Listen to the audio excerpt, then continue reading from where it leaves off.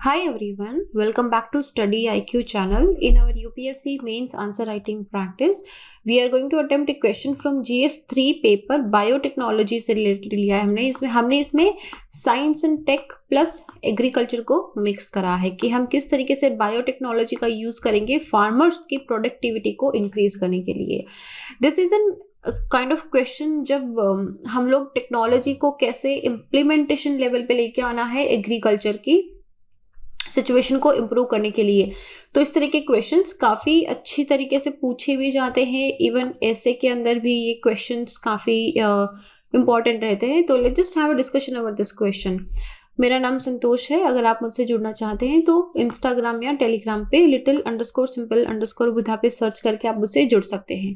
इसके साथ ही इस क्वेश्चन का PDF भी आप टेलीग्राम से डाउनलोड कर लेना, आपको यहाँ से मिल जाएगा.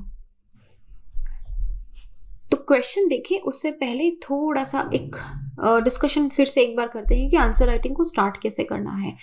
आंसर राइटिंग को स्टार्ट करने के लिए सबसे पहले ज़रूरी है कि हम क्वेश्चन को समझें. क्वेश्चन को समझने से पहले काफ़ी सारे क्वेश्चंस इस बात पे उठते हैं कि अभी तो हमने कोर्स कंप्लीट नहीं करा है, हमने करंट अफेयर भी पूरा नहीं पढ़ा है, हम कैसे क्वेश्चन अटेम्प्ट करें, हमको इतना नॉलेज नहीं है. बिल्कुल सही बात है आपकी. अगर आपने बिल्कुल भी कोर्स नहीं करा है, आपने बिल्कुल सिलेबस कवर नहीं करा है, तो जाहिर सी बात है जिस क्वेश्चन का आंसर आपसे पूछा गया है वो आप लिख नहीं पाएंगे. तो सबसे पहले तो ऑब्वियसली आपको उसके बारे में थोड़ा सा इन्फॉर्मेशन होना चाहिए. जैसे अगर आज हम बात कर रहे हैं बायोटेक्नोलॉजी प्लस फार्मर्स की, तो इसमें थोड़ा बहुत आपको आइडिया होना चाहिए कि बायोटेक्नोलॉजी क्या होता है, कैसे इसकी हेल्प करी जाएगी फार्मर्स के लिए. बिल्कुल सही बात है. तो सबसे पहला है कि थोड़ा बहुत, चाहे आप NCERT पढ़ो, चाहे करंट पढ़ो, चाहे आप स्टैंडर्ड बुक से तैयारी कर रहे हो, थोड़ा बहुत आपको आइडिया होना चाहिए जो आपको धीरे धीरे तैयारी करते हुए आ जाएगा. सडनली एक साथ खुद को बर्डन मत करिए कि मुझे तो बिल्कुल आ ही नहीं रहा है, मैं कैसे लिखूंगा. बहुत ओवर एंशियस मत होइए. आपके पास काफ़ी अच्छा खासा समय है, उस समय को अच्छे से यूटिलाइज करेंगे तो अच्छे से आंसर राइटिंग हो जाएगा, वो कोई दिक्कत नहीं है. दूसरे साइड का क्वेश्चन ये है कि हमने अभी तक कुछ पढ़ा ही नहीं है, तो क्या हम इस आंसर राइटिंग सीरीज को देखें या नहीं देखें. बिल्कुल देखिए, यू मस्ट सी इट. आपके दो बहुत अच्छे फायदे हैं. पहला, आपको समझ में आ रहा है कि क्वेश्चंस को अटेम्प्ट कैसे करना है, ठीक है, और किस तरह के क्वेश्चंस आते हैं, ताकि आप आगे जब मटेरियल पढ़ोगे तो उसी माइंडसेट को आपको ध्यान रहेगा कि अच्छा, इस पर्टिकुलर मटेरियल में से ऐसा क्वेश्चन बन सकता है, तो मुझे इसको इस तरीके से कंसोलिडेट करना है कि मैं इस क्वेश्चन का आंसर कर सकूं. सेकंड, आपको हर दिन एक टॉपिक कवर हो रहा है. जैसे आज बायोटेक इन फार्मर हो जाएगा, एक दिन हमारा इलिसिट ओपियम इलीगल ट्रेड का हुआ था. तो इस तरीके से हर एक दिन हम नया टॉपिक डिस्कस करते हैं, हर एक दिन आपका छोटा सा टॉपिक कवर हो रहा है. और बहुत बार ऐसा होता है कि पढ़ने से ज़्यादा सुनने पे हमको ज़्यादा याद रहता है. तो प्रोबेबली ऐसा ही कोई क्वेश्चन रिपीटेडली अगर जैसे कि आया भी है 2020 के अंदर, काफ़ी सारे रिपीटेटिंग क्वेश्चंस आए थे, तो हो सकता है कि 21 में भी काफ़ी रिपीटेटिव क्वेश्चन आए जिसकी अच्छी खासी प्रोबेबिलिटी है, तो आपको उसमें से कुछ ना कुछ तो याद रह ही जाएगा. So that is a win win situation. Second है कि हम आंसर राइटिंग कैसे स्टार्ट करें. हमारी वर्ड लिमिट हो जाती है. देखो, अपने एक A4 शीट पेपर के अंदर जो UPSC के फ्रेमवर्क में होता है, इस तरीके से इसमें अपना मेजरमेंट ले लो. मेजरमेंट ले लो का मतलब है कि देखो उस पेज के अंदर आपके कितने वर्ड्स आते हैं. उस वर्ड को देखो, मतलब आपको ये डिसाइड आपको ही करना पड़ेगा कि आपको एक लाइन में आप 4 लिखते हो, 10 लिखते हो, कितने वर्ड्स लिखते हो, फिर आप एक पैराग्राफ में कितने लिखते हो. तो आपको ना ऐसे थोड़ा थोड़ा धीरे कैलकुलेट करोगे तो एक रफ एस्टिमेशन होना स्टार्ट हो जाएगा कि this is how much I take. उसके बाद में आपको धीरे धीरे आइडिया लग जाएगा कि अभी मेरे 150 वर्ड हो गए होंगे. और ऐसे एग्जैक्ट नहीं होता है कि आपको 150 या 250 लिखना है. क्या आप 270 भी जा सकते हो, आप 130 भी जा सकते हो. वो एक रफ एस्टिमेशन होता है. तो एकदम हमेशा ऐसा नहीं कह रही 250 हो गए मैं 51 नहीं करूंगा, ऐसा नहीं है, ठीक है. So these 2 questions are very frequent questions. इसके अलावा अगर आपको आंसर राइटिंग कैसे स्टार्ट करनी है, इसके अलावा में कुछ क्वेश्चन है, तो आप या तो कमेंट बॉक्स में लिख दीजिए या फिर आप मुझे मेरे इंस्टा हैंडल पे भी क्वेश्चन ड्रॉप कर सकते हैं. We will discuss it time to time. तो पहले चलो क्वेश्चन देखते हैं. 2019 में क्वेश्चन आया था. क्वेश्चन है कि how can biotechnology improve the living standards of farmer.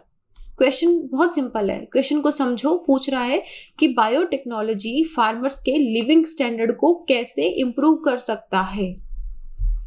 Farmers का लिविंग स्टैंडर्ड किन चीज़ों पे डिपेंड करता है? पहला सवाल तो यही आता है, हम लिविंग स्टैंडर्ड किसको बोलते हैं?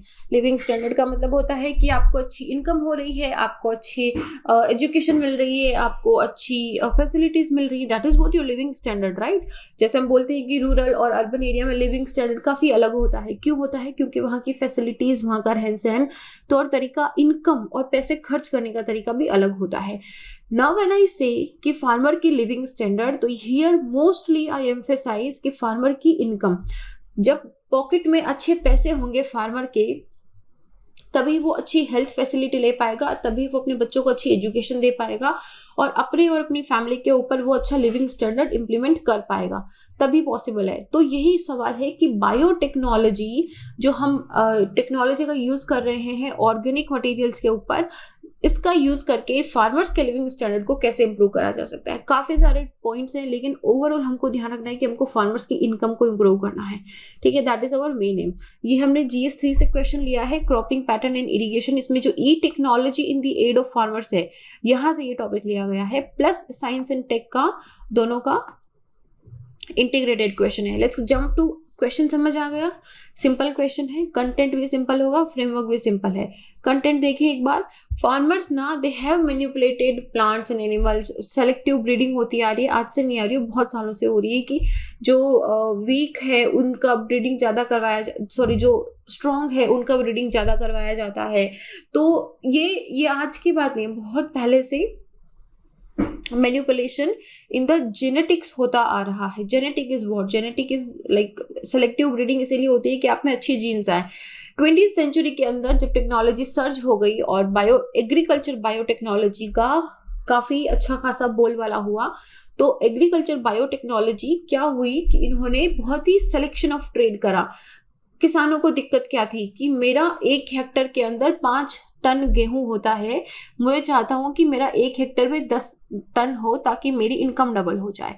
बार बार आके वो जो टिड्डे होते हैं या जो कोई कीड़ा लग जाता है, मेरी फसल खराब हो जाती है, बारिश ठीक से नहीं होती है, मेरी फसल खराब हो जाती है, पानी नहीं मिल पाता है, या फिर इसी तरह की कुछ समस्याएं थी। तो उन्हीं समस्याओं का निवारण के लिए कि आपकी यील्ड इंक्रीज कर दी जाए, आपका पेस्ट रेजिस्टेंट हो, ड्रॉट रेजिस्टेंट हो, या फिर हर्बिसाइड रेजिस्टेंट हो, इन सब की समस्याओं के निवारण के लिए एग्रीकल्चर बायोटेक्नोलॉजी का हेल्प लिया जाएगा।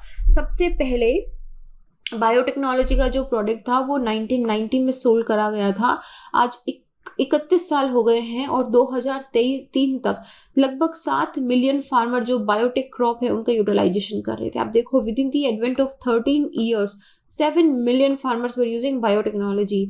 और आज लगभग 85% से ज़्यादा ये जो फार्मर्स हैं ये डेवलपिंग कंट्रीज में है। मैं डेवलप्ड कंट्रीज के अंदर तो biotechnology almost every farmer is using, but in developing countries also. तो क्या हेल्प करेगा बायोटेक्नोलॉजी लिविंग कंडीशंस को इम्प्रूव करने में? सबसे पहला है increasing farm output. Farm output कैसे इंक्रीज होगा? 1 साल के अंदर, तो 1 साल के अंदर अगर मैं चाहती हूँ कि मैं 3 से 4 फसल अगर उगा सकूँ तो मेरा प्रॉफिट ज़्यादा हो जाएगा। तो मुझे उसके लिए क्या चाहिए कि फसल उगाने से पकने तक का जो मैच्योरिंग पीरियड है वो कम से कम हो और मेरी यील्ड ज़्यादा हो, मतलब प्रोडक्टिविटी फाइनल ओवरऑल मेरी ज़्यादा हो। तो मैं चाहूँगी कि मेरी शॉर्ट मैच्योरिंग पीरियड हो और हाई यील्ड हो। इसका मतलब है छोटी सी ज़मीन के टुकड़े पर। और भारत में स्पेशली फार्मर्स का एक सबसे बड़ा समस्या ये होता है कि हमारा स्मॉल लैंड होल्डिंग है। स्मॉल लैंड होल्डिंग लगभग 1.6 हेक्टर का पर पर्सन पर फार्मर लैंड होल्डिंग है हमारा। बहुत छोटा ज़मीन का टुकड़ा होता है। छोटे ज़मीन के टुकड़े में ज़्यादा इन्वेस्टमेंट करना पॉसिबल नहीं होता है क्योंकि वो आपको ज़्यादा प्रॉफिट बना के नहीं देता है। तो ऐसे में छोटे ज़मीन के टुकड़े पे जब शॉर्ट मैच्योरिंग पीरियड और हायर यील्ड होगा तो ये आपकी जो इनकम है उसको, प्रॉफिट है उसको इंक्रीज करेगा। इसके साथ ही आपकी एग्रीकल्चर इनपुट जो है, विच मीन्स आप एग्रीकल्चर में क्या क्या इनपुट डाल रहे हो, जिसके अंदर आपके पेस्टिसाइड्स एंड फर्टिलाइजर्स भी आते हैं, तो केमिकल पेस्टिसाइड्स पे रिलायंस कम हो जाएगा अगर हम पेस्ट रेजिस्टेंट क्रॉप्स, ऐसी क्रॉप जिन पे इन टिड्डे या किसी दूसरे तरह के जो कीड़े लग जाते हैं उनका फर्क ना पड़ता हो। तो इससे फार्मर्स को ना सिर्फ वो पॉकेट फ्रेंडली होगा कि उनको एक्स्ट्रा पैसे नहीं खर्च करने पड़ेंगे पेस्टिसाइड्स पे, प्लस एनवायरमेंट फ्रेंडली भी होगा क्योंकि ये पेस्टिसाइड्स केमिकल से बने हुए होते हैं, राइट। वन अच्छी चीज। सेकेंड अच्छी चीज क्या है कि हम क्लाइमेट रेजिलिएंट क्रॉप बनाएंगे। 2 साल पहले आई थिंक 16-17 के इकोनॉमिक सर्वे के अंदर ही ये रिसर्च आया था। उसके बाद में काफ़ी सारी रिपोर्ट्स में, उससे पहले भी रिपोर्ट्स में था कि टेम्परेचर अगर इंक्रीज होता है तो पेड़ पौधों की स्पेशली जो प्लांट्स होते हैं उनकी प्रोडक्टिविटी काफ़ी कम हो जाती है because of the lower tolerance situation.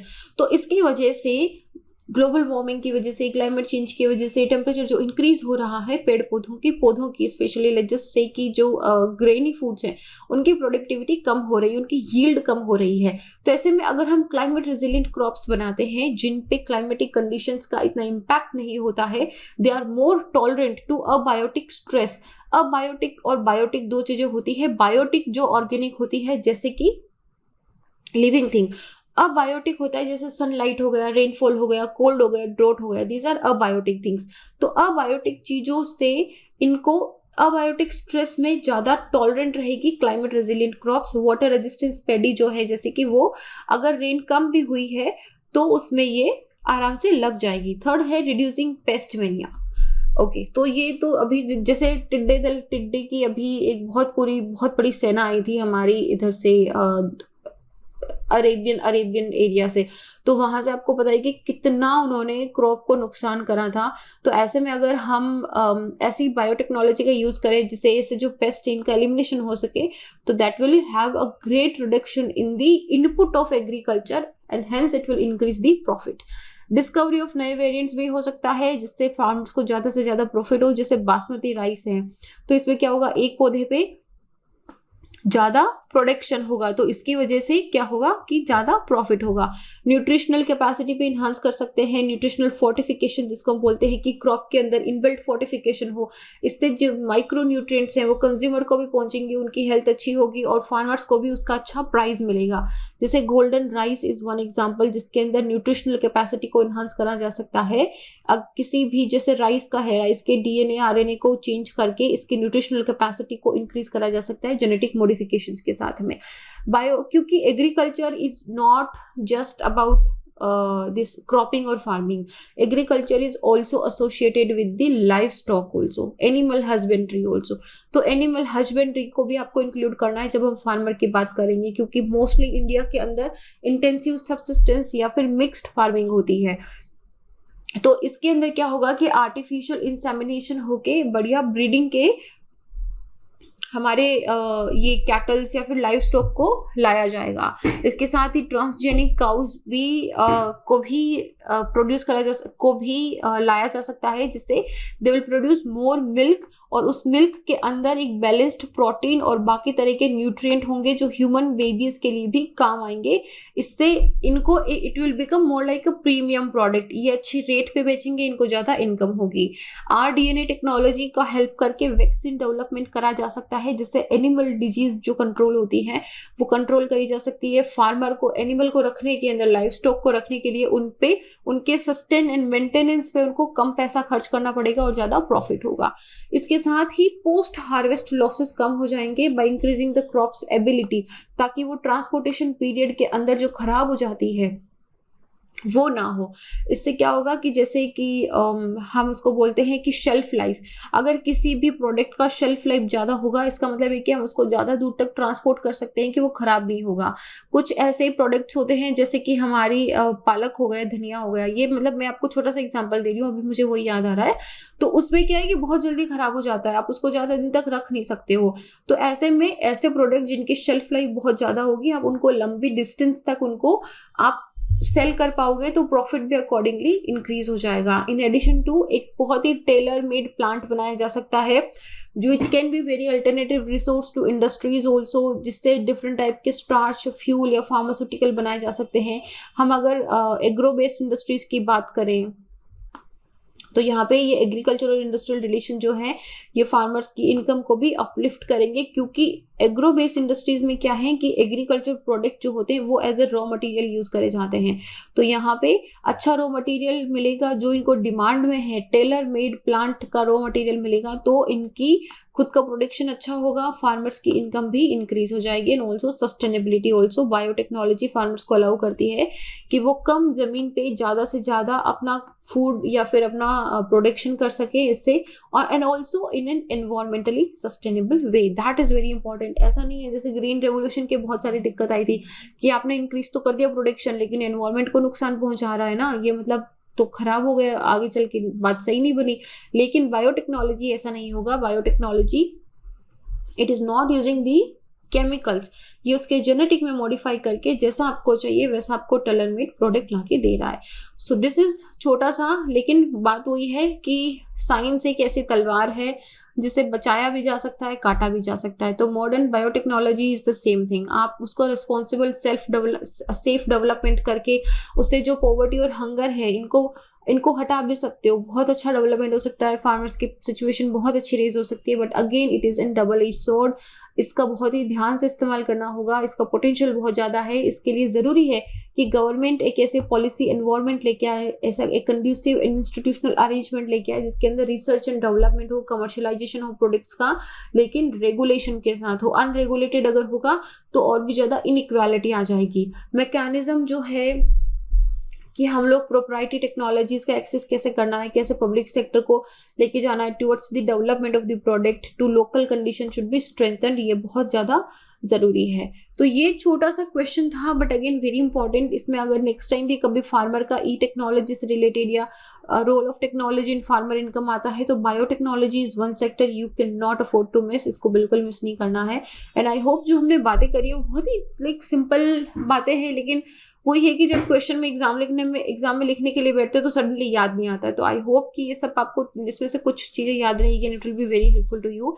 So this was our question and again हाँ, लास्ट पॉइंट, प्लीज़ आप लिखना स्टार्ट करो। आंसर जब तक लिखना स्टार्ट नहीं करोगे तब तक आंसर लिखने की प्रैक्टिस नहीं आएगी और वो मन से डर कभी नहीं जाएगा कि मैं कैसे लिखूँ, मुझसे लिखा नहीं जा रहा, मेरा आंसर अच्छा नहीं है, मैं किसको check कराऊँ।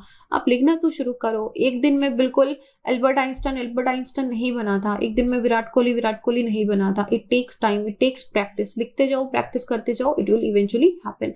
So this is it. ज्ञान की बातें हो गई। आप मुझसे जुड़ना चाहते हैं तो इंस्टाग्राम या टेलीग्राम पे जुड़ सकते हैं और इस क्वेश्चन का PDF टेलीग्राम से डाउनलोड कर लेना। I will see you guys in the next question. Till then be happy. जय हिंद।